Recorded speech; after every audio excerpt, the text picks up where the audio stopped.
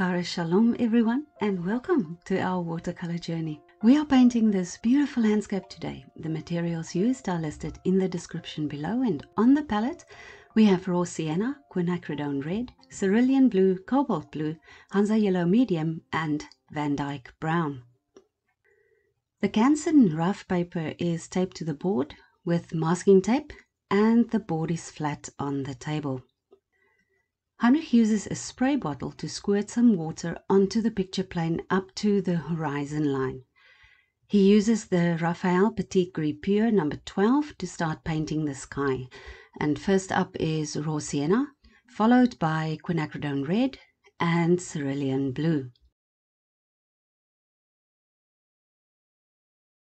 Using the raw sienna very lightly helps to promote the formation of clouds. But be careful with this raw sienna and the blues. If you mess around with them too much, it might create a greenish sky. The addition of the Quin red will help to neutralize the green. Work from yellow to red to blue. That might help.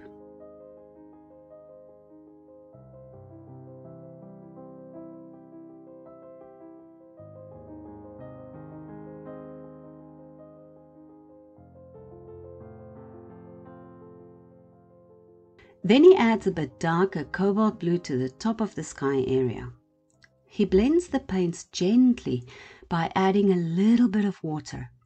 Blending the sky out with the water is really important here, as it will prevent hard lines from forming. Do not use too much water though, as it will create blooms.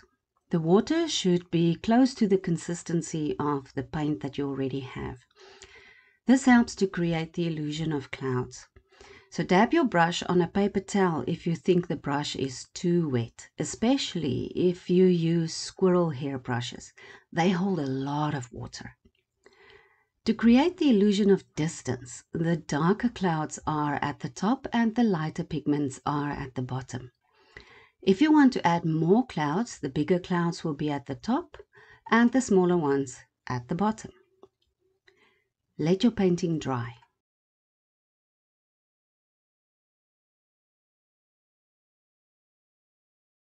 Heinrich uses Quin red and Cobalt blue to create a lovely soft purple for the distant mountains. This is a very light, watery mixture. To create the distance, you need a fairly soft color. The paint here is about the consistency of tea. To create the hard outline of the mountains, he works wet on dry. He creates variation in the color of the mountains by blending it out with some water and by adding little dabs of the pigments from his palette.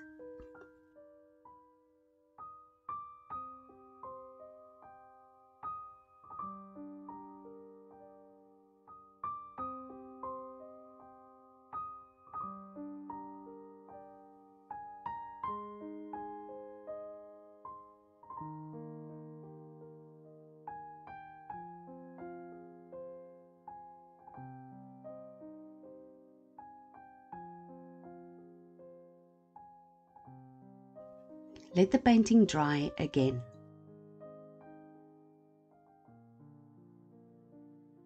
He mixed a neutral grayish brown from the raw sienna, cobalt blue and Quin red.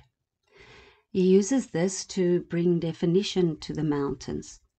He plays around with the mixture and uses the more brownish color to bring the foot of the mountain on the right a little bit closer, and then uses a touch more blue to make the color of the rest of the mountain base a bit cooler. This creates depth, and the mountains now almost look like three distant ranges.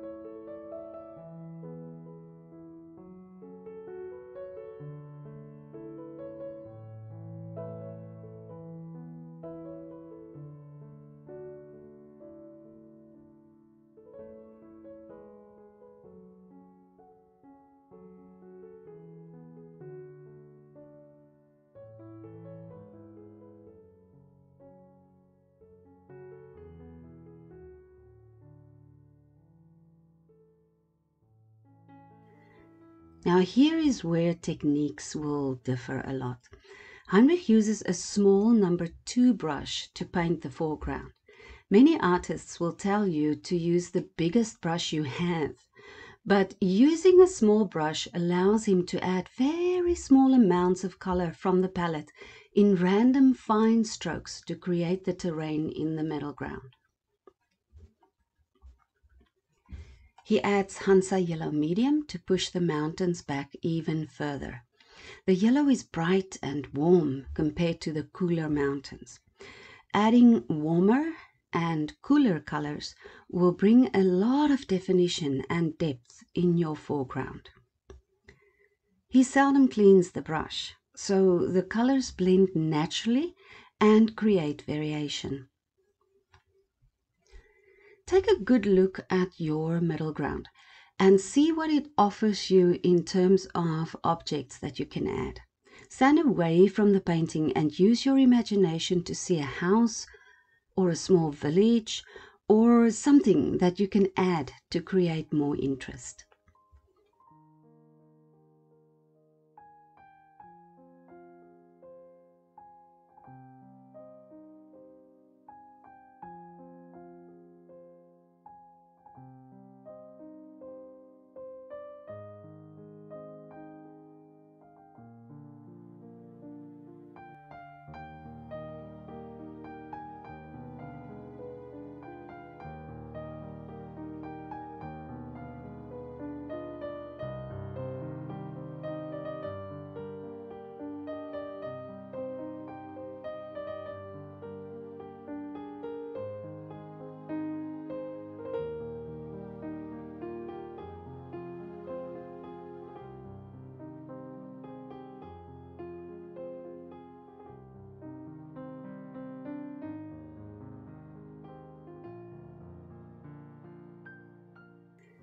Now he switches to the number 5 brush in order to cover a larger area and to blend the colors more easily. If your brush does not hold a lot of water, it would probably be best to use a larger brush. This brush holds a lot of water, so it's not necessary to use a larger brush to blend the colors. He uses all the colors on his palette and some water to create the foreground. Don't be afraid to play around with your colors. For the foreground, it's best to use the warmer colors on your palette. This will bring the terrain more forward. He makes the first wash of the foreground softer and a bit less defined, as he wants to add a bit more detail, which will then stand out more on the softer wash.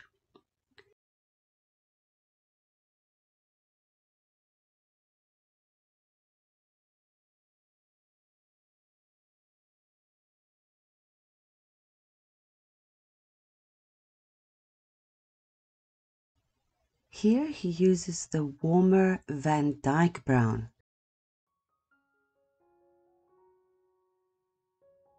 He uses the tip of the smaller brush to add rocks, grasses and other objects to suggest a rocky terrain.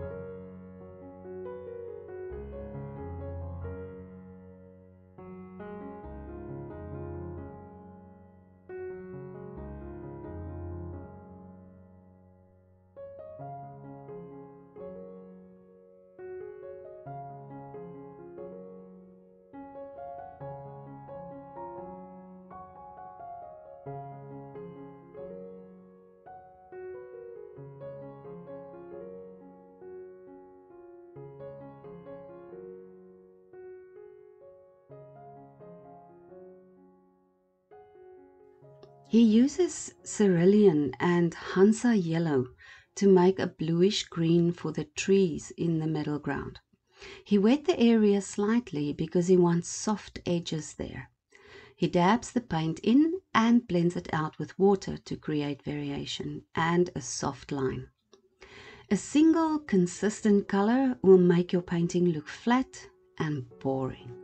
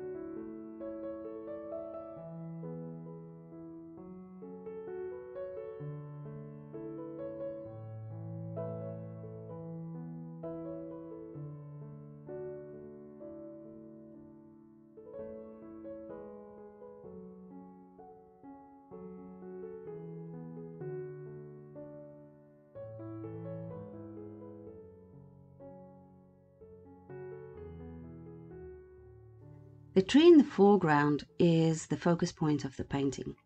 This is painted darker with more detail. He uses the tip of the brush to create the trunk and the branches. Take your time when you paint your tree. Draw the branches out deliberately to create the shape of a tree.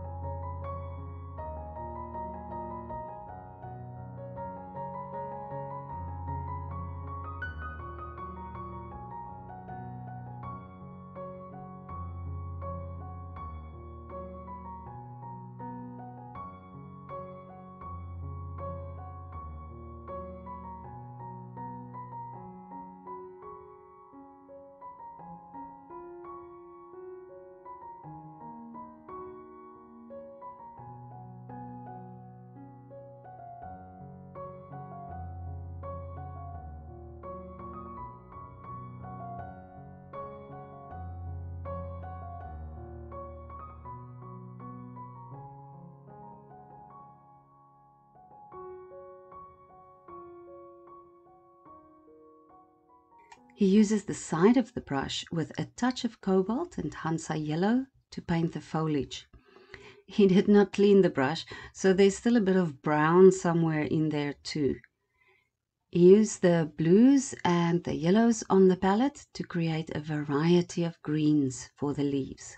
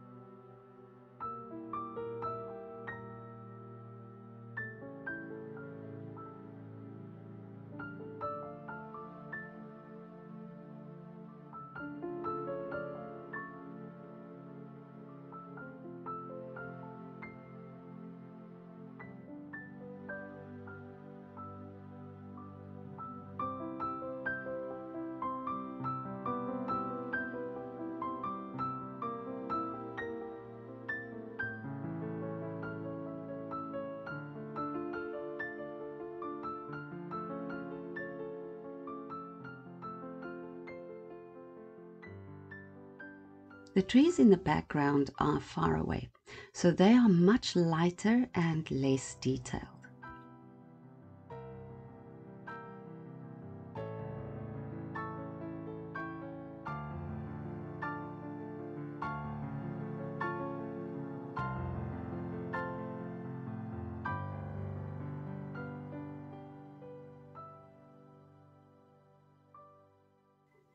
Ground the tree in the foreground by adding a baseline to it. This way it won't look like it's floating in the air.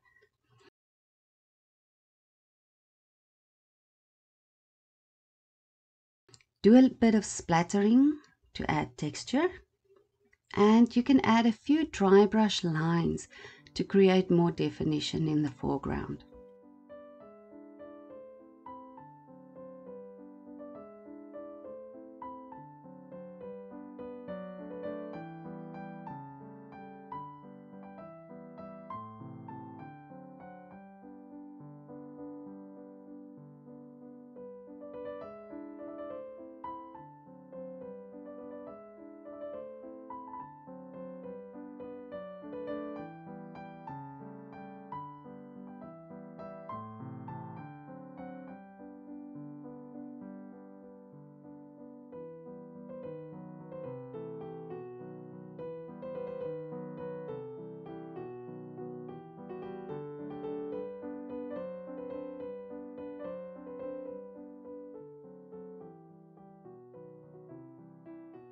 Build the values in the foliage a bit more by adding some color. The shadow side is on the left, so that side is darker and cooler. The line behind the tree leading up to the trees in the background serves to draw the viewer's eye into the painting. Add a bit of shadowing underneath the trees to create interest.